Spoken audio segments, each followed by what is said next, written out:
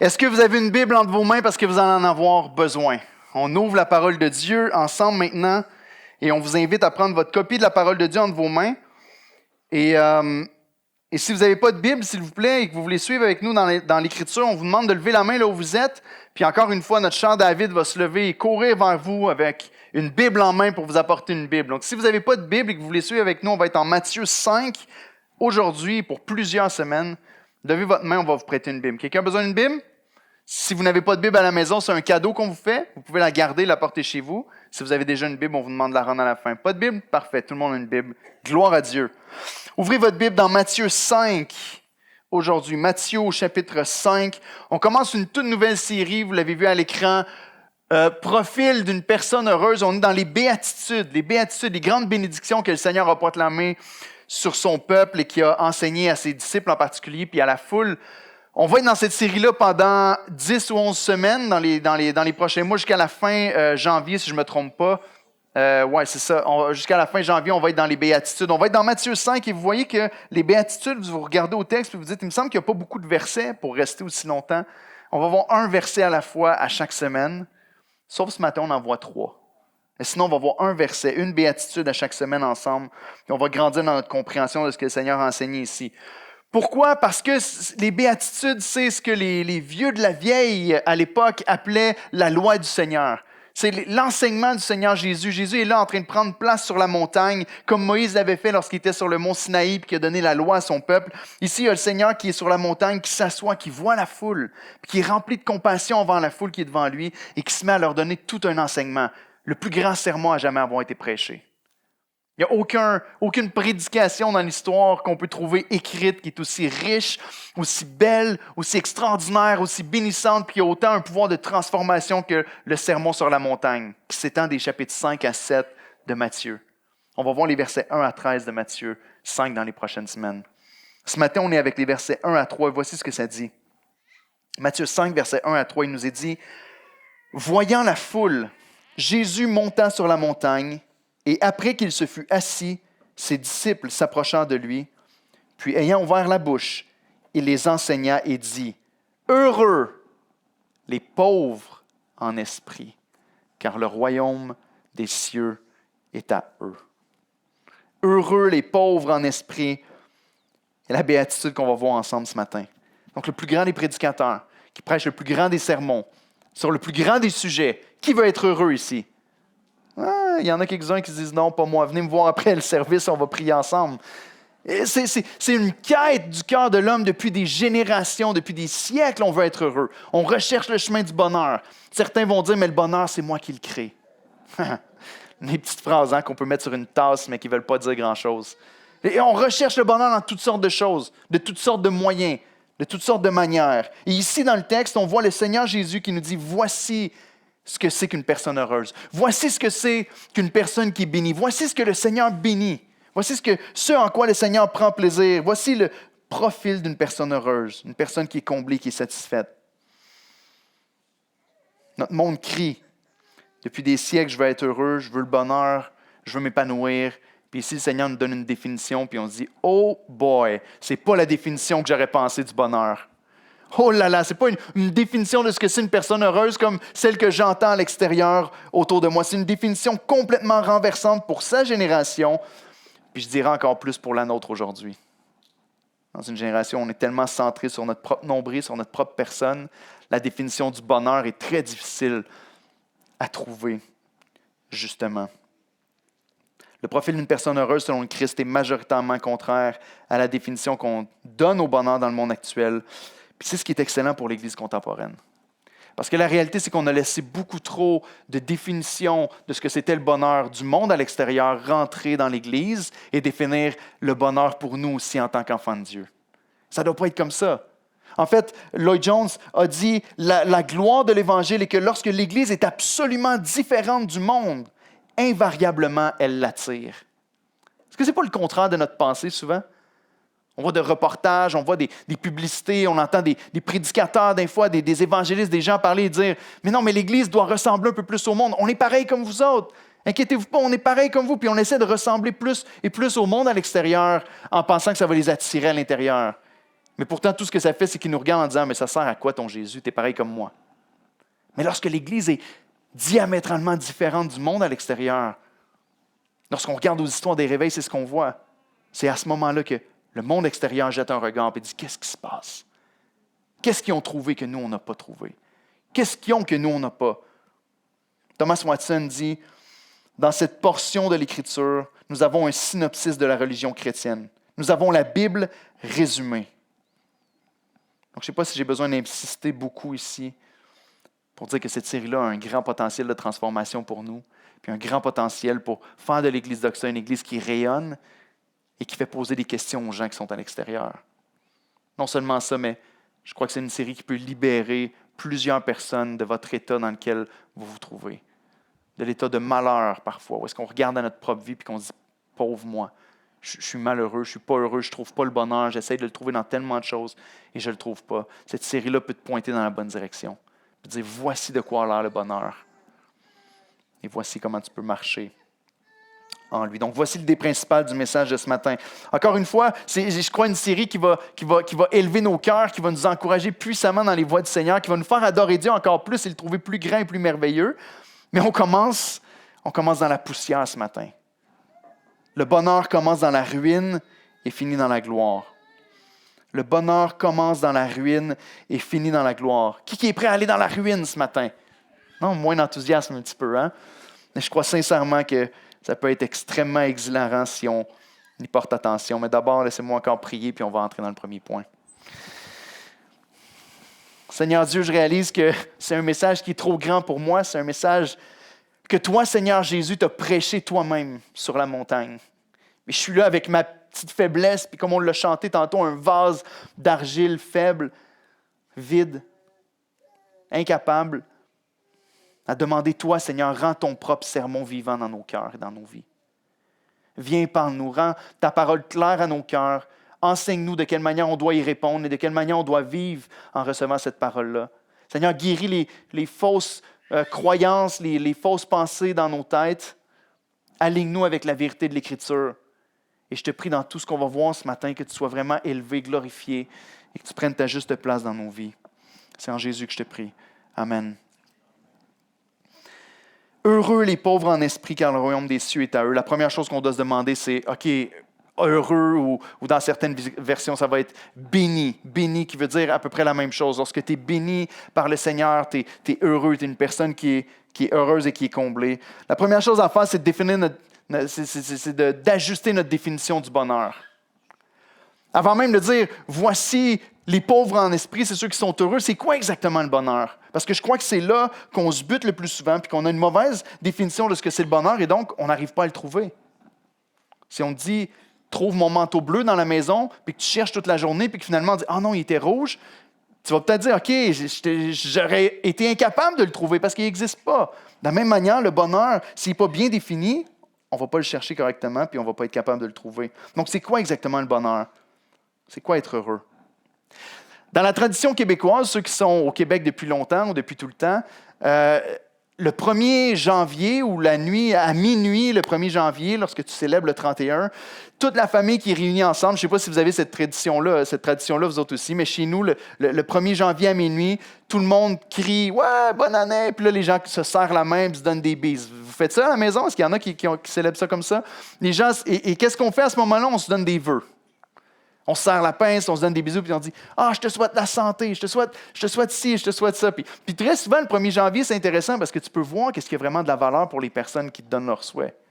Parce que normalement, si tu aimes quelqu'un, tu ne vas pas lui dire « Ah, je te souhaite du malheur cette année. » Tu vas dire des choses que tu considères bonnes pour l'autre personne. Très souvent, le 1er janvier, on va entendre des choses comme ça. « Je te souhaite la santé, je te souhaite le succès, je te souhaite l'amour, je te souhaite l'abondance, etc., etc. » Ça vient nous montrer ce qu'on considère vraiment comme étant le meilleur, ce qu'on considère comme étant essentiel, autrement dit, à notre bonheur. On pourrait le faire le tour de l'Église ce matin puis demander à chacun, c'est quoi pour toi être heureux? Pose-toi la question tout de suite. Tu sais, si je te demande, est-ce que tu es heureux? Tu vas dire, mais ça dépend. Qu'est-ce que tu veux dire par là? Ou qu'est-ce que c'est? Mais qu'est-ce que c'est ta définition du bonheur à toi? Qu'est-ce que c'est pour toi être heureux? Qu'est-ce que ça prend? Certains vont dire, c'est la famille. Tant qu'on est en famille, tant que la famille est unie, on est heureux. Certains vont dire, c'est les amis. Si j'ai des amis en abondance, fidèles, loyaux, je sais que là, je suis heureux. Certains vont dire c'est la paix. Je peux avoir la paix d'esprit, je peux avoir la paix à la maison, d'autres la tranquillité. Mais on est à l'église d'Oxa, église biblique, donc on ne veut pas savoir ce que chacun de nous pense que c'est le bonheur ou être heureux, mais ce que la Bible enseigne, ou c'est quoi le bonheur selon Dieu. Puis on le voit ici. Et voici ce que Jésus dit. Heureux les pauvres en esprit, les affligés, les débonnaires, ceux qui souffrent et qui sont persécutés. Amen! C'est pas facile à recevoir, hein? Mais le Seigneur dit, voici ce que c'est que le bonheur et voici ce que c'est qu'une personne heureuse.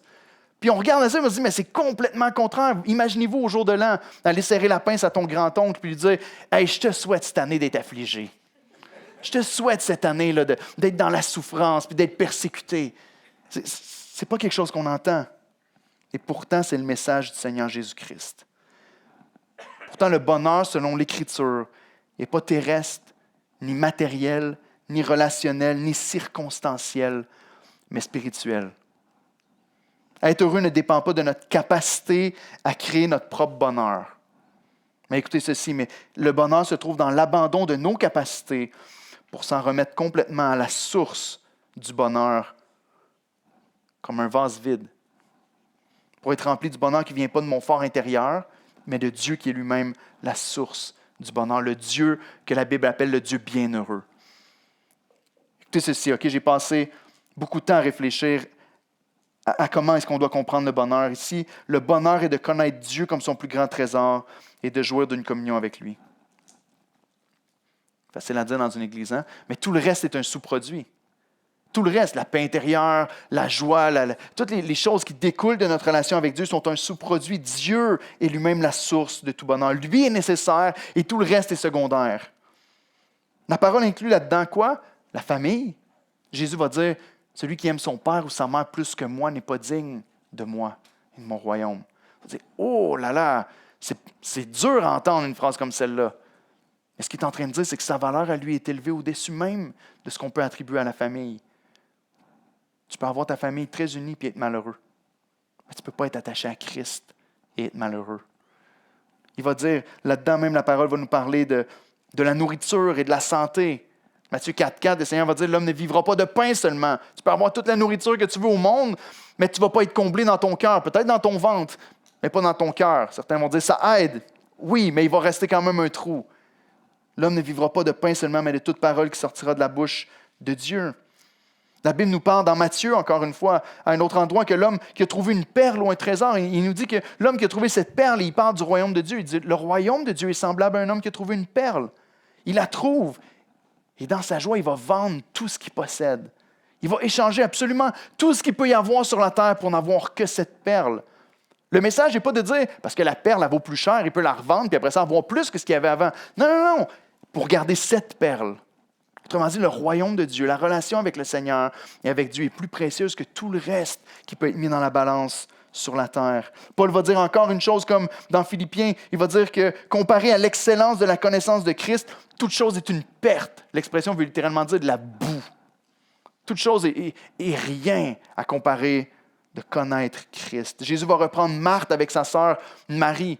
Parce que Marthe va être en train de faire toutes sortes de tâches pour essayer de servir le Seigneur. Voyez-vous, le bonheur ne se trouve pas dans le service envers Dieu. Mais il va dire, Marie a choisi la bonne part.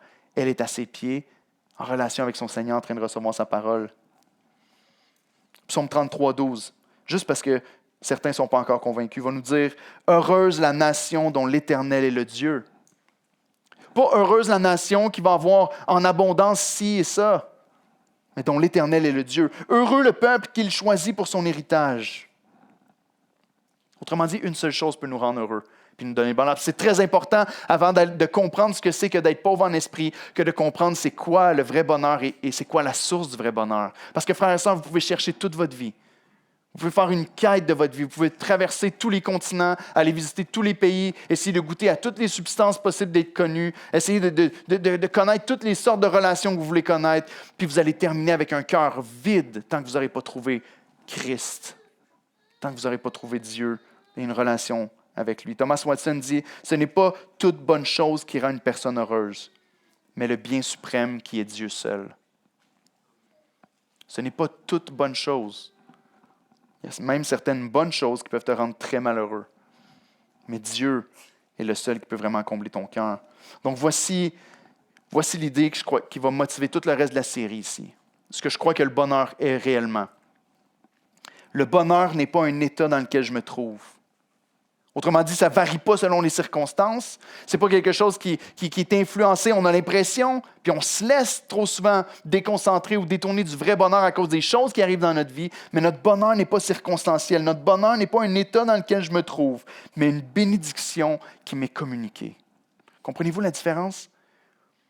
Mon bonheur ne dépend pas de toutes les choses que je vis, mais mon bonheur dépend de si oui ou non je suis connecté avec Christ. Parce que le vrai bonheur découle du Dieu bienheureux puis de la vie que lui me communique. Voici la définition qui va diriger tous nos messages. Donc, le bonheur, autrement dit, ne jaillit pas de moi, ne devrait pas être circonstanciel, mais le bonheur est lié à ma communion avec Dieu, à laquelle je suis abreuvé du bonheur suprême du Dieu bienheureux. Donc, je crois que tout ce que le Seigneur enseigne dans les béatitudes ici, en ce qui concerne le profil d'une personne heureuse, prend cette vérité-là pour acquis. Je crois que lorsqu'il nous enseigne ce que c'est qu'une personne heureuse et qu'il rattache un attribut après, je crois que c'est ce que Jésus enseigne. Ça découle premièrement de ta relation avec Dieu. Autrement dit, chaque caractéristique d'une personne heureuse est liée à cette communion-là avec Dieu, qui est la source de tout bonheur. Maintenant, si ça c'est vrai, quelle est la source numéro 1 du malheur? Si ça c'est vrai, quelle est la source numéro 1 qui fait en sorte qu'on n'arrive pas à être heureux? Chercher le bonheur à la mauvaise place. Si c'est réellement seulement dans une relation avec le Seigneur qu'on peut être heureux, ça veut dire que la source numéro 1 pourquoi on n'est pas heureux, la raison numéro 1 pourquoi on n'est pas heureux, c'est qu'on cherche le bonheur dans toutes sortes de choses. Puis c'est la campagne publicitaire numéro 1 du péché, du monde et de la chair. C'est la campagne publicitaire numéro 1 même du diable. Le bonheur va se trouver ici. Il fait miroiter quelque chose devant tes yeux en disant « Si seulement tu pouvais avoir ça, tu serais heureux. » Si seulement telle situation dans ta vie changerait, tu pourrais être heureux. Si seulement cette chose-là dans ta vie serait corrigée, tu serais enfin heureuse. Là, tu te donnes à cette chose-là, puis tu fonces, puis tu te trouves malheureux tant que tu ne l'as pas. C'est pourquoi l'auteur de l'Épître aux Hébreux va parler de la séduction du péché. Le péché n'est pas tout le temps horrible devant nos yeux. Je veux dire, qu'est-ce qui s'est passé dans le jardin d'Éden lorsque Ève a péché la première fois? Elle a vu que le fruit était bon à manger. Tout à coup, le fruit qui était mauvais pour elle, qui allait la conduire à sa mort, a brillé comme quelque chose de bon devant ses yeux à cause de la tentation du serpent. De la même manière, il y a des choses qui brillent devant nos yeux. Un homme qui s'appelle Timothy Brindle, certains ont déjà entendu cette citation-là, mais il va dire que le péché, écoutez ceci, OK? Le péché, c'est réellement ça. Le péché est comme des excréments couverts de crème fouettée. Mijotez là-dessus pendant une seconde. Le péché est comme des excréments couverts de crème fouettée. Je vous sers une belle tarte. Vous voyez juste la belle crème fouettée autour avec la pâte, puis vous prenez une grosse bouchée à l'intérieur. Puis qu'est-ce qui vous reste dans la bouche? Hein? Le péché est comme des excréments couverts de crème fouettée. Il promet un délice, mais te livre une méchante déception. Est-ce que c'est pas ça? Chaque fois qu'on est tenté et qu'on finit par pécher, finalement, qu'est-ce qui nous reste? Est-ce que c'est vraiment le bonheur qu'il promettait nous donner? Ou est-ce qu'il nous reste seulement un goût amer, dégoûtant, puis une tristesse? Thomas Watson, je vais me reposer beaucoup sur Watson et Lloyd Jones dans la série qui s'en vient. C'est deux piliers de théologie qui m'ont beaucoup influencé dans ma compréhension du Sermon sur la montagne. Thomas Watson dit, écoutez ça, une personne ne peut pas plus extraire le bonheur à partir du péché qu'il ne peut avaler la santé en suçant du poison. L'ennemi numéro 1 de notre bonheur, c'est d'essayer de trouver notre joie, notre satisfaction dans toute autre chose que la seule source du bonheur qui existe en Dieu lui-même. Et pourtant, qu'est-ce qui miroite devant tes yeux ces temps-ci? Qu'est-ce qui te donne cette pensée-là que si tu as cette chose-là ou si tu n'as pas cette chose-là, tu vas trouver le bonheur à part Dieu? Une personne peut-être? Si seulement j'étais en couple. Enfin, je pourrais être heureux. Si seulement j'étais marié, enfin, je serais heureux. Si seulement j'avais des enfants, si seulement j'avais plus de matériel, si seulement on reconnaissait mon statut, je serais plus heureux. Si seulement j'avais cette substance-là, ou je consommais cette substance-là, peut-être que je serais heureux un peu plus. Peut-être que si mes circonstances changeaient, enfin, je serais heureux ou je serais heureuse. La réalité, frères et sœurs, c'est que ce n'est pas vrai. C'est des mensonges. C'est une tarte pleine de crème fouettée, mais qui est composée d'excréments. Tu ne vas pas y trouver ton bonheur au bout du compte. Alors, si on croit que le bonheur se trouve uniquement en Dieu, je commence par où pour être heureux? On commence exactement là où commence le Seigneur dans le sermon sur la montagne, dans la poussière. Deuxièmement, réjouis-toi de n'être rien devant Dieu. Si notre définition du bonheur est juste, Dieu seul est la source de toute joie, de tout bonheur dans notre vie. Donc, réjouis-toi de n'être rien devant Dieu. Pourquoi? Parce qu'il nous dit ici, heureux les pauvres en esprit. Pauvre en esprit est une expression qui est difficile à traduire en français, en anglais ou dans toute autre langue que dans le grec original, comme le Seigneur a voulu le communiquer dans les textes. C'est très difficile à comprendre ou à exprimer comme pensée, mais la pensée d'être pauvre en esprit est vraiment de n'être rien devant Dieu. On l'a chanté un peu tantôt. D'être ce vase d'argile brisé, ce vase faible, d'être de la poussière et de la terre devant le Seigneur. C'est là que le Seigneur nous enseigne de commencer. Tu veux être heureux, réalise que tu n'es rien. Amen? Yeah. Amen, merci monsieur. Vous le croyez, hein? Mais ce n'est pas facile à recevoir. Puis ici, Thomas Watson, encore une fois, va dire, notre Seigneur Christ, voulant élever une structure solide et majestueuse de béatitude, a posé son fondement profondément dans la pauvreté d'esprit. Avant de commencer à élever cet édifice-là pour comprendre ce que c'est que la beauté d'une personne heureuse, il a commencé par creuser creux dans la pauvreté d'esprit pour enraciner le bonheur. Ce que ça ne veut pas dire être pauvre en esprit, parce qu'on a entendu toutes sortes de choses. Et si vous êtes à l'Église depuis longtemps, vous avez entendu toutes sortes d'expressions à propos d'être pauvre en esprit. Je pense que la pire que j'ai entendue répéter le plus souvent, c'est « Ah, cette personne-là n'est pas très intelligente » ou elle a des déficits au niveau de son cerveau. Puis on va dire « Ah, mais heureux les pauvres en esprit parce que le royaume des cieux est à eux. » Ça ne veut pas dire ça. Ça ne veut pas dire ça. Ça ne veut pas dire qu'il faut tous qu'on se fasse faire une lobotomie pour rentrer dans le royaume des cieux. C'est pas ça que ça veut dire. C'est pas ça ce que ça veut dire. Ça ne veut pas dire non plus d'être pauvre financièrement. Malheureusement, l'Église catholique a enseigné beaucoup qu'il fallait s'appauvrir et laisser faire toutes les richesses possibles pour pouvoir entrer dans le royaume de Dieu. Mais ça ne veut pas dire de s'appauvrir. Ça ne veut pas dire qu'il faut que tu deviennes pauvre pour enfin être heureux. Ça ne veut pas dire que tu ailles vivre dans la rue. Réalisez-vous qu'on va être un énorme poids pour notre société, pour notre système. On va être une plaie au lieu d'être une bénédiction pour la société. Ce n'est pas ce que ça veut dire ici. Ça ne veut pas dire d'être spirituellement pauvre. Dans le sens que ça ne veut pas dire que tu dois manquer le plus possible des bienfaits de l'esprit dans ta vie pour entrer dans le royaume de Dieu. Ça ne fait aucun sens. Pauvre en esprit ne veut pas dire « j'ai pas une grande œuvre de l'Esprit de Dieu qui se fait dedans de moi pour être heureux ». Au contraire. Au contraire. Ça ne veut pas dire non plus d'être pauvre esprit. Ce qui veut dire non seulement pas nécessairement très brillant, mais en plus de ça, d'être méchant ou d'avoir un mauvais caractère et de dire « Ouais, mais c'est ceux-là que Dieu aime. Dieu s'est tenu avec Jésus sur la terre s'est tenu avec des gens de mauvaise vie, puis c'est eux qui ont le royaume des cieux. » C'est pas ce que ça veut dire. Jésus n'est pas en train d'enseigner un concept d'imbécile heureux. Parce qu'on dit c'est facile pour eux d'être heureux, parce qu'ils ne sont pas très brillants et ils se réjouissent de tout. Ce n'est pas ce que Jésus enseigne ici. Ça irait à l'encontre de Galates 5 qui parle des fruits de l'esprit. Donc, qu'est-ce que ça veut dire? Voici deux définitions, justement, de Lloyd Jones et Watson. Et j'aime particulièrement celle de Lloyd Jones. Voici ce qu'il dit. Il dit, être pauvre en esprit, c'est prendre conscience que nous ne sommes rien dans la présence de Dieu. Ce n'est donc pas quelque chose que nous pouvons produire.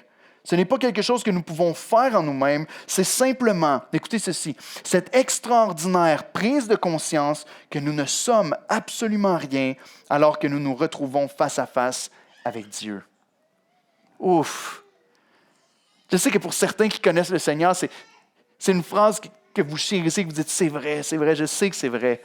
C'est pas super motivant, mais c'est extrêmement vrai.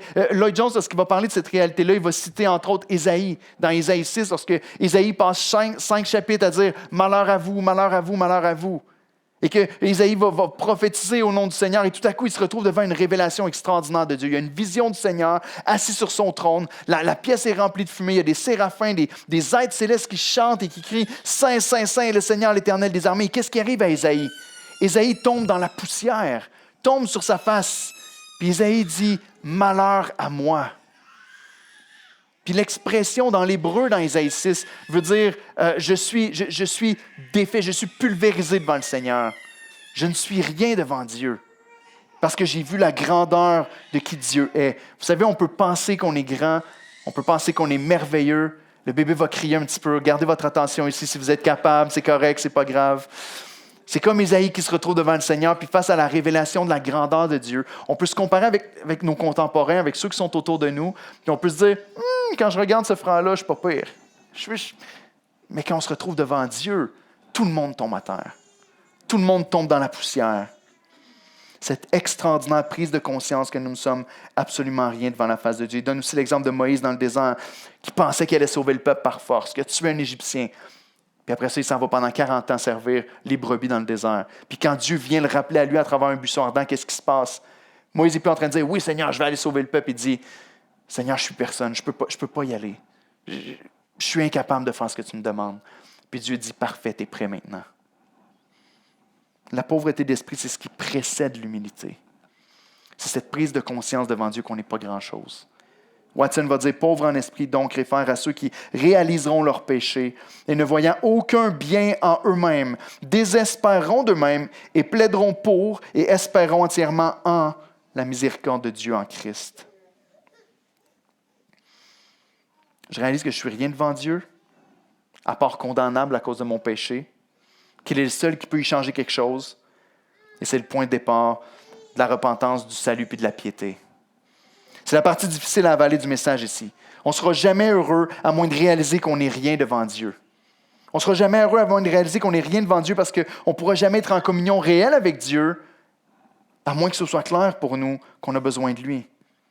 On ne pourra jamais l'adorer et le chérir comme le plus précieux joyau de notre vie, à moins de prendre conscience que sans lui, on n'est absolument rien. Probablement qu'une des plus grandes raisons pour laquelle une personne est malheureuse, c'est cette mauvaise perception de soi. Encore une fois, je vous invite à écouter très attentivement. Cette mauvaise perception de soi. Cette mauvaise perception qu'on regarde à nous-mêmes en se disant qu'on mérite quelque chose ou qu'on ne mérite pas le sort qu'on vit en ce moment. Je mérite mieux financièrement que ce que j'ai. Je mérite mieux que ce que j'ai reçu financièrement. On sait que toute chose nous vient du Seigneur. Je mérite de meilleurs amis que ceux qui m'entourent. Je mérite des meilleurs amis que ceux que je n'ai pas, peut-être. Je mérite un meilleur époux. Combien sont malheureux parce que leur bonheur dépend de l'autre personne? Je mérite de meilleurs enfants. Peut-être si mes enfants gagnaient plus de trophées, je pourrais m'en vanter un peu plus, puis être plus fier, puis être heureux. En fait, on n'entend pratiquement jamais personne parler comme ça. Hein? C'est rare que tu vas parler à quelqu'un qui va dire « je mérite de meilleurs enfants ». Ça paraît très mal. Mais ce qu'on entend de notre bouche, par exemple, c'est « je ne mérite pas la chose qui m'arrive en ce moment ». Je ne mérite pas de me faire traiter comme ça au travail. Je ne mérite pas les choses qui se passent autour de moi. On l'entend plus souvent à la négative. Je ne mérite pas la maladie qui m'a frappé. Je ne mérite pas les problèmes que j'ai dans ma vie en ce moment. Je ne mérite pas ce poids qui est sur mon dos. Puis après, on lève le poing vers Dieu en disant « Qu'est-ce que tu fais, Seigneur? Il me semble que je suis fidèle à toi. Il me semble que je prie, je fais les choses que tu me demandes. J'essaie de lire ma Bible à chaque jour. J'essaie de prier. J'essaie de venir à l'Église, d'être fidèle, d'encourager des gens une fois de temps en temps. J'essaie de marcher dans tes voies, mon Dieu. Pourquoi c'est ça que je reçois? Regarde les autres qui vivent contre toi, qui vivent à l'encontre de la vie chrétienne, qui vivent contre tes principes et contre tes valeurs. Et regarde ces gens-là qui reçoivent et qui ont tout en abondance. Je ne mérite pas ça, mon Dieu. On regarde dans notre vie et on a l'impression que le Seigneur n'est pas fidèle. On regarde dans notre vie et on se dit, Seigneur, c'est toi qui m'as dit de prier. C'est toi, Seigneur, qui m'a dit, demandez et vous recevrez. Puis je demande, puis tu ne me donnes pas ce que je te demande. C'est injuste. Je ne mérite pas ça, Seigneur. Je mérite mieux que ce que je reçois. Pourquoi, Seigneur, tu me dis d'avoir la foi et de prier si tu ne le fais pas? C'est injuste, c'est pour me faire souffrir. Église, je ne vous dis ça pas en pointant le doigt vers vous autres. Ce que je viens de vous dire là, c'est des prières que j'ai faites tellement souvent dans ma vie. Tellement souvent. D'être malheureux de mon sort. De dire pourquoi moi? Plusieurs ici connaissent comment l'Église d'Oxa a été implantée et qu'est-ce qu'on a vécu dans les premières années. Tellement souvent, j'ai levé le poing contre Dieu en disant « Seigneur, il y a ces gens-là qui ne prêchent même pas la vérité. Puis l'Église explose. Il y a tellement de choses qui se passent dans leur Église, c'est extraordinaire. Puis moi, je suis là comme ça, puis j'essaie de te servir le plus fidèlement possible. Puis il n'y a personne, on est tout seul, il n'y a rien qui se passe, puis c'est dur, puis il y a même des accusations et tout ça. Et pourquoi, Seigneur? Vous n'êtes pas les seuls à prier ça. Moi aussi, je le fais. Je mérite mieux. Et voici ce qui fait mal. C'est de se poser la question, qu'est-ce que tu mérites vraiment? Qu'est-ce que je mérite vraiment? Puis c'est ici qui va différencier l'Église d'Oxa de d'autres églises. C'est ici où est-ce qu'on va prêcher l'Évangile pour l'Évangile. Ce n'est pas un évangile bonbon qui vient juste flatter notre ego, mais la réalité de ce que c'est vraiment l'Évangile, c'est de réaliser qui nous sommes devant Dieu pour comprendre ce que Jésus a fait à la croix. La réponse de ce que tu mérites vraiment nous est donnée à la croix du Seigneur Jésus-Christ. Qu'est-ce que tu mérites? Qu'est-ce que tu mérites? Pourquoi Jésus devait mourir? Notre perspective de notre bonheur personnel et de ce qu'on mérite est complètement renversée lorsqu'on s'approche de la croix et du sacrifice du Seigneur. Lorsqu'on comprend ce qui a pris place il y a 2000 ans au mont Golgotha. La mort violente de Dieu le Fils sur la croix du Calvaire, où il a reçu le jugement, la condamnation, pour le péché de qui? Le jugement et la condamnation pour le péché alors que lui-même était parfaitement juste. Est-ce que Jésus méritait ce qu'il a reçu à la croix? Regardez au texte à l'écran, 2 Corinthiens 5, 21 nous dit « Celui qui n'a pas connu le péché, il l'a fait devenir péché pour nous, afin que nous devenions en lui justice de Dieu. » Ce qui a pris place à la croix, la mort violente du Fils de Dieu à la croix, est ce que moi je méritais dans mon péché. Et ce que chacun d'entre nous mérite dans notre chair à cause de notre péché, de notre offense envers Dieu. C'est notre condamnation que Jésus a subie.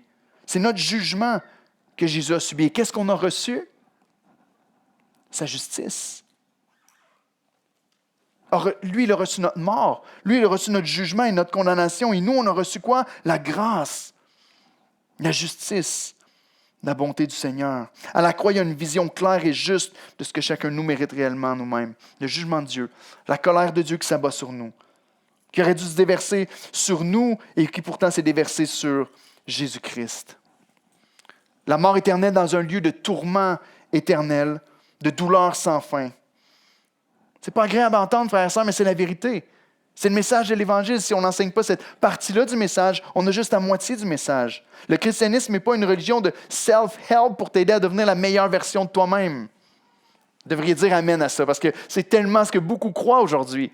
Je vais venir à l'Église, je vais devenir chrétien parce que ça va tellement m'aider à être une meilleure personne, à mieux travailler, à mieux traiter les autres. Ce n'est pas le message de l'Évangile.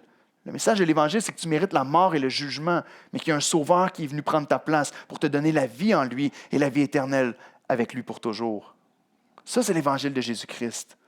Jésus n'est pas juste un coach de vie qui t'aide à devenir une meilleure personne, mais c'est un remplaçant qui nous sauve de la mort éternelle en nous ressuscitant en lui. Donc, qu'est-ce qu'on mérite? Le jugement et la mort. Et là, au pied de la croix, on devient les pauvres en esprit. On réalise qu'on n'est rien devant Dieu, qu'on est un récipient de la colère de Dieu. Et lorsqu'on a réalisé ça, on peut crier à Dieu, « Seigneur, sauve-moi. » Peut-être que si tu ne l'as pas fait encore dans ta vie aujourd'hui, je t'encourage à le faire. De te tourner vers Dieu et de dire, « Seigneur, sauve-moi. Change ma vie éternelle. Change mon cœur. » C'est à ce moment-là qu'on place toute notre confiance et notre espoir en Jésus pour le pardon de nos péchés, parce qu'il a pris notre place à la croix pour nous. Donc, tout ce qui reste pour celui qui met sa foi en Jésus est un cadeau par la suite. Voyez-vous le lien avec notre bonheur puis le fait d'être heureux? Lorsqu'on croit qu'on mérite mieux, lorsqu'on est tout le temps en train de se dire « mais je ne mérite pas les choses qui m'arrivent », on ne sera jamais heureux dans le monde parce que notre vision est complètement déformée. Frère, sœur, tu mérites le jugement de Dieu et la condamnation. C'est pas agréable, mais c'est vrai. Et si tu reçois la liberté à la place de la condamnation, si tu reçois la vie à la place de la mort, si tu reçois le bonheur à la place du jugement, qu'est-ce qui reste pour toi à la fin? Le reste de tes jours, pour le reste de ta vie, est juste une vie où est-ce que tu peux dire merci, merci, merci, merci, grâce, grâce, grâce, grâce. Tout est grâce de la part de Dieu. Parce que tu ne reçois pas ce jugement-là que tu étais destiné à recevoir. Tout ce qui reste, c'est le bonheur. Heureux les pauvres en esprit, parce qu'on réalise que tout ce qu'on a est un cadeau de la part du Seigneur. Tu te lèves le matin, tu as le goût de kicker le chat, ça va mal au travail, ton café est froid, finalement, à place d'être chaud, tu peux te dire « Merci Seigneur, parce que je ne mérite même pas d'avoir un café. Au bout du compte, je mérite le jugement sur ma vie. Ma femme est dure. Gloire à Dieu, tu es une femme. Gloire à Dieu, tout est grâce pour toi aujourd'hui. Et tu vas vivre dans la vie éternelle avec le Seigneur pour toujours. » Puis en même temps, lorsqu'on prie et que Dieu ne nous donne pas exactement ce qu'on demande, est-ce que ce n'est pas une plus grande grâce encore de retenir certaines choses, de ne pas nous donner certaines choses qu'on considère bonnes, afin qu'on demeure accroché à lui, puis qu'on comprenne, puis qu'on continue de faire de lui la seule source de notre joie et de notre satisfaction. Lorsque ces choses-là nous sont enlevées, lorsque ces choses-là, on ne les reçoit pas, on peut dire « Est-ce que ma vie est finie? Est-ce que je suis perdu parce que je n'ai pas telle ou telle chose? » Non, parce que Christ demeure Christ pour moi. Sa vie demeure réel et vrai. C.S. Lewis a dit, Dieu murmure dans nos moments de joie, mais crie dans nos souffrances. La souffrance est son mégaphone pour réveiller un monde engourdi. Donc même lorsque le malheur nous frappe, on peut dire, Seigneur, merci. Merci parce que tu me réveilles peut-être de ma paresse, de mon manque de recherche de ta face. Avez-vous remarqué que quand les choses vont mal, souvent on s'approche de Dieu puis on crie encore plus à lui pour qu'il nous aide? Le Seigneur nous fait grâce même à travers ces moments difficiles. On peut connaître la joie du contentement lorsqu'on réalise qu'on n'est rien, qu'on part de rien, qu'on est dans la poussière et que tout est grâce à partir de là. Watson suggère le test suivant. Il dit, utilisez ce test vous-même pour voir si vous êtes pauvre d'esprit. Alors que les autres se plaignent de manquer de richesse ou d'enfants, te plains-tu de manquer de grâce? Il va dire, c'est un bon signe. Est-ce que dans ta vie, plutôt, tu vas te plaindre de dire, Seigneur, je veux te connaître davantage. Je veux être plus avec toi. Je veux connaître encore plus la grâce qui m'est donnée à travers toi. La réalité, c'est que l'Évangile condamne avant de libérer. Mais ô combien la libération est bonne quand tu réalises que tu n'es rien devant lui à la base. Je termine avec ceci. Réjouis-toi de tout posséder. Parce que le Seigneur ne s'arrête pas avec « heureux les pauvres en esprit ». Il y a une promesse ici qui est rattachée. Il nous dit « heureux les pauvres en esprit » car le royaume des cieux est à eux. Et quand vous lisez, vous ferez la lecture à la maison des béatitudes, mais quand vous lisez les béatitudes à partir de la première et de la dernière, il commence avec « car le royaume des cieux est à eux », il termine avec « car le royaume des cieux est à eux ». Puis il y a un paquet d'autres promesses entre les deux. Mais du début à la fin, c'est ça. La raison est simple. Si le royaume des cieux, si tu réalises que tu es pauvre en toi-même, si tu réalises que tu es poussière, si tu réalises que tu n'es rien devant Dieu et que tu as besoin de lui pour remplir ta vie, que tu as besoin de lui pour te sauver et que lui devient ton plus grand joyau, alors tu as accès au royaume des cieux. Si tu réalises, Thomas Watson a dit comme ça, si le royaume de Dieu est entré en toi, tu entreras dans le royaume de Dieu. Si tu as mis ta foi en Jésus, le royaume de Dieu est venu en toi, par le Saint-Esprit qui vit en toi. Maintenant, il y a une nouvelle réalité dans ta vie. C'est Christ qui est maintenant le roi de ton cœur et de ta vie. Ce que ça veut dire, c'est que Christ règne sur tes pensées, Christ règne sur tes actions, Christ règne sur l'ensemble de ta vie. Quand je suis arrivé à l'Église, au début, on me disait souvent ces deux choses. On disait, il faut que tu fasses de Jésus ton sauveur et ton Seigneur. Qui a déjà entendu ça? C'est une phrase qu'on a entendue souvent dans notre vie. Tu dois faire de Jésus ton sauveur, puis par la suite, faire de Jésus ton Seigneur. Puis là, tu voyais des chrétiens qui vivent dans le péché, qui font n'importe quoi. Puis on disait, oui, mais c'est parce qu'ils ont fait de Jésus leur sauveur, mais pas leur Seigneur. Frères et sœurs, bibliquement, ça n'existe pas. Tu ne trouves pas ça dans l'Écriture.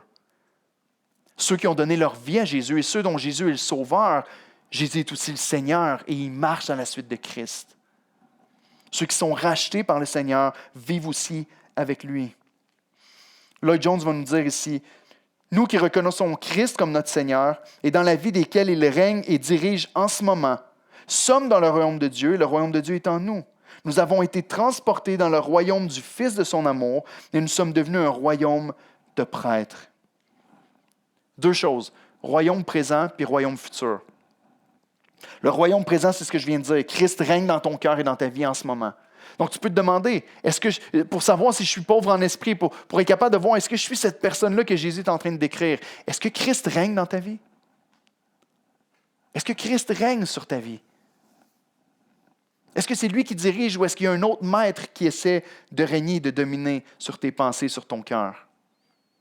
Est-ce qu'il y a un autre roi auquel tu obéis et que tu suis pour penser et trouver le bonheur? Ou est-ce que Christ est vraiment celui qui règne sur toi? Est-ce que le péché règne dans ton cœur? Ou est-ce que Christ règne dans ton cœur? Est-ce que Christ règne sur tes passions, ton orgueil et tes doutes? Ou un autre? De manière générale, le chrétien peut dire « Christ règne en moi ». Mais deuxièmement, on a cette promesse et cette espérance-là ferme en Jésus-Christ, puis qui nous dit ici dans le texte, le royaume futur. On a plusieurs promesses dans l'Écriture concernant le royaume à venir. On nous dit, entre autres, si vous faites juste la lecture de l'Apocalypse et même des écrits de Paul, on a une couronne qui nous attend. On va avoir une couronne de justice qui va nous être donnée lorsqu'on va arriver au ciel. Oui, on la lance aux pieds du Seigneur, mais on a quand même une couronne qui nous attend. Il y a un royaume qui nous attend. Il y a une robe royale. On nous dit qu'on va nous donner un vêtement nouveau qui représente la pureté, la transformation qu'on va avoir vécue en Christ. On va nous donner un sceptre pour juger les nations. Un bâton qui était utilisé à l'époque pour pouvoir régner et donner des ordres. Un trône nous attend. On nous dit qu'on va régner avec Christ dans les cieux. Un royaume glorieux nous attend dans la présence de Dieu pour toujours. Ma question pour toi, c'est est-ce que tu désires ça? Est-ce que tu désires le royaume de Dieu? Est-ce que tu désires passer la vie éternelle avec Dieu dans son royaume? Si la réponse est non. Si tu me dis, pas vraiment, mais je ne veux pas aller en enfer, tu n'es pas encore arrivé. Le changement n'a pas encore été fait dans ton cœur. Si tu dis, je ne veux juste pas subir un jugement, puis une colère, puis quelque chose de désagréable, c'est pas ça. Le royaume des cieux, c'est d'être dans la présence de Dieu pour toujours, avec lui, en communion avec lui. Si tu désires le royaume des cieux, probablement que le royaume des cieux est entré dans ton cœur. Autrement dit, on ne doit pas envier les biens que les autres possèdent. On ne doit pas envier les biens que les autres possèdent ici-bas, parce que les biens suprêmes nous attendent au ciel. Peut-être que tu regardes à la richesse des autres, mais la réalité, c'est que la richesse est peut-être un jugement de Dieu sur les autres. Il y a un homme qui s'appelle Plutarque qui a écrit à propos de Tarpeia. Il disait, il charge ses ennemis d'or et d'argent. Et ce qui explique par la suite, c'est qu'il y avait une sœur à l'époque croyante qui avait trahi Rome, qui avait fait une trahison au niveau du Capitole de Rome en échange de richesses.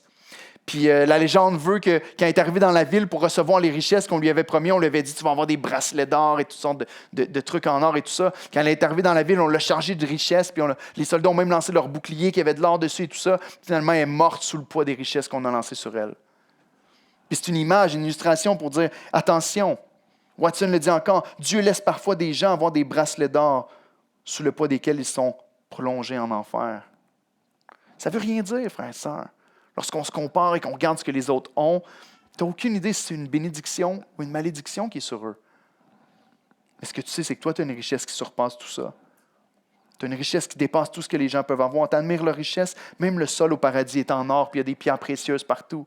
Lis l'Apocalypse. C'est un royaume encore plus glorieux que ce qu'on connaît ici-bas. Au ciel, on dit qu'on ne manquera plus jamais de rien. Tu admires leur santé, leur shape de beach body. La Bible me dit qu'au ciel, il n'y aura plus aucune maladie, plus aucune mort, plus aucune souffrance. Il n'y a plus de deuil ni de tristesse. Tu admires leur paix, leur facilité. Au ciel, il n'y aura plus jamais de tourment, plus rien qui perturbe ton âme. Et même, on nous dit que les portes de la ville sont toujours ouvertes. Pourquoi? Parce qu'il n'existe plus de guerre, il n'y a plus aucun danger. Les portes d'une ville, à l'époque, servaient à protéger la ville, que les ennemis ne puissent pas y entrer. Au paradis, on nous dit que les portes sont grandes ouvertes, parce que c'est fini d'avoir peur du malheur qui peut nous atteindre. Le problème, c'est qu'on a de la difficulté à choisir le royaume des cieux au lieu du royaume terrestre tellement souvent, parce que nos yeux ne voient pas le royaume des cieux, mais que nos yeux voient le royaume terrestre autour de nous. Une image que j'ai vue à un moment donné, c'était un test qu'on faisait avec des enfants de 4 à 5 ans. On assoyait des enfants à une table, puis on mettait un chocolat devant eux, tout déballé, un beau chocolat qui a l'air succulent, on lui décrit le chocolat, on lui dit « Regarde ce chocolat, tu peux le manger si tu veux, il va goûter telle et telle saveur. » L'enfant le regarde, « un chocolat! » Puis là, la personne lui dit, si tu es capable d'attendre 15 minutes, quand je vais revenir, je t'en donne 3 chocolats. Là, l'enfant est assis à la table et il fait, 15 minutes, c'est une éternité, 15 minutes. La personne part, puis là, on voit la caméra filme l'enfant qui est là, qui regarde, il touche le chocolat, il le remet à sa place. Oh, tant qu'il a les yeux fixés sur le chocolat, il est incapable. La majorité des enfants vont manger le chocolat. Finalement, il va en avoir un. Mais est-ce qu'on n'est pas tellement comme ça, chacun d'entre nous autres, trop souvent? On a de la misère à attendre dans la vie éternelle. On a de la misère à croire qu'il y a une richesse tellement plus grande qui nous attend parce que nos yeux sont focusés sur les petites choses qui sont autour de nous, sur les petites choses qui brillent et qui miroitent devant nos yeux. Ah, mais il y a ça que je peux avoir tout de suite, au lieu d'avoir ce que le Seigneur me promet plus tard. Quelqu'un qui a dit « Ne perds pas la couronne de la vie pour une gorgée de plaisir. » On goûte au bonheur puis on peut être heureux pendant une vie terrestre, dans notre communion avec Dieu. Mais le bonheur est suprême et complet. On le sait, nous attend seulement dans la vie éternelle. Et lorsqu'on est en Christ, ce royaume-là nous est promis, assuré. Ce n'est pas une promesse faite par un homme qui peut mentir, mais par le Dieu Tout-Puissant, fait chair, qui nous dit le royaume des cieux vous appartient si vous êtes pauvre en esprit, que vous reconnaissez que devant Dieu vous êtes rien, que vous avez besoin de lui. Écoute, chrétien, si le royaume de Dieu est à toi, si tu as la foi en Jésus et qu'il règne sur ton cœur, les musiciens peuvent s'approcher, tu as de l'assurance certaine que le royaume des cieux est à toi. Donc, toute souffrance, tout mal, tout ce qui est mauvais est absolument temporaire dans ta vie. Toute douleur, toute souffrance, toutes les choses que tu connais, que tu trouves douloureuses, que tu trouves difficiles à passer au travers. Et c'est vrai que c'est difficile. Le fait de trouver ton bonheur en Dieu ne fait pas en sorte que les choses deviennent plus faciles. Mais ton bonheur ne dépend pas de ces choses-là. Mais par exemple, tu peux être encouragé par le fait que c'est temporaire. Et quand on prend notre vie présente, si tu es chanceux, tu vas peut-être vivre 100 ans. comparé à la vie éternelle qui va durer une éternité, c'est infime, c'est court, c'est rien. Et tu peux dire, Seigneur, merci, je mérite pire, mais tu m'as donné ça. Je mérite pire, mais tu m'aimes et tu me sauves, et le royaume m'est promis. Donc, garde tes yeux au ciel, garde tes yeux sur la vie éternelle. Une dernière citation qui est par Martin Luther, qui est celui qui est le réformateur qu'on a célébré le 31 octobre, qui vient juste de passer, la fête de la réforme protestante, qui a dit ceci. « L'océan de la miséricorde divine, débordant de bénédictions spirituelles, noiera toute souffrance de cette vie. » Amen, Église. Toutes choses qu'on peut vivre pendant qu'on est sur la terre, qui sont extrêmement difficiles ou pas, même si pour nous c'est impossible de s'imaginer qu'un jour on va pouvoir les regarder en disant que ce n'était pas grand-chose. La parole de Dieu nous enseigne qu'un jour on va être dans la vie éternelle, puis que l'abondance de bénédictions de la présence du Seigneur va noyer toutes ces souffrances-là, les balayer comme si ça avait été rien, en comparaison avec l'abondance de la gloire de Dieu. Prions ensemble. Seigneur, je veux te dire merci pour les promesses que tu nous fais dans ta parole. Merci pour la grâce que tu nous fais, Seigneur, de t'appartenir. Merci pour les promesses que tu nous fais si on place notre foi en Jésus-Christ. Et ce matin, je veux te prier spécialement pour ceux qui ne te connaissent pas encore ou ceux qui entendent le message de l'Évangile peut-être pour la première fois ou que c'est la première fois que leur cœur est saisi de comprendre que réellement on n'est rien devant toi et qu'on a besoin de toi, Seigneur. Peut-être que certaines personnes sont ici qui disent « Moi aussi, j'ai cherché dans tellement d'endroits pour trouver le bonheur. J'ai cherché à devenir heureux avec toutes sortes de moyens. Pourtant, je suis assis ici ce matin, à l'église d'Oxan à Brossard. Quelqu'un m'a invité ou je suis venu comme ça, puis je suis encore pas comblé, puis je suis encore malheureux. Je te prie, Seigneur, pour eux ce matin, qu'ils rencontrent ton Fils Jésus-Christ. Qu'ils puissent venir à être éclairés par ton esprit et connaître le bonheur qui accompagne ceux qui ont la foi en toi. Je prie, mon Dieu, pour tous les chrétiens qui marchent dans cette vie avec tellement de poids sur les épaules, qui ont de la difficulté, qui voient et qui se disent « Je comprends ce que tu dis, Éric, mais pourtant, c'est si dur, c'est si difficile de continuer d'avancer, de persévérer. » Je te prie ce matin qu'une grande joie envahisse leur cœur. De dire « C'est vrai, Seigneur, que je n'ai pas reçu le lot que je méritais, que tout est grâce. » Je te prie que le cœur puisse être rempli de reconnaissance envers toi, à travers la difficulté. Que le cœur soit encouragé de dire, Seigneur, tu vas me faire passer à travers cette épreuve-là aussi. Et tu me promets qu'un jour, je vais être avec toi dans le royaume des cieux. Seigneur, je m'accroche à cette promesse qu'un jour, les choses de la terre vont paraître insignifiantes. Que les bénédictions du ciel et de ta présence vont noyer toutes les souffrances que j'ai pu connaître sur la terre. Je te prie, encourage tes enfants ce matin. Fais ton œuvre dans nos cœurs et fais-nous des personnes heureuses en étant pauvres d'esprit. C'est en Jésus que je te prie ces choses. Amen.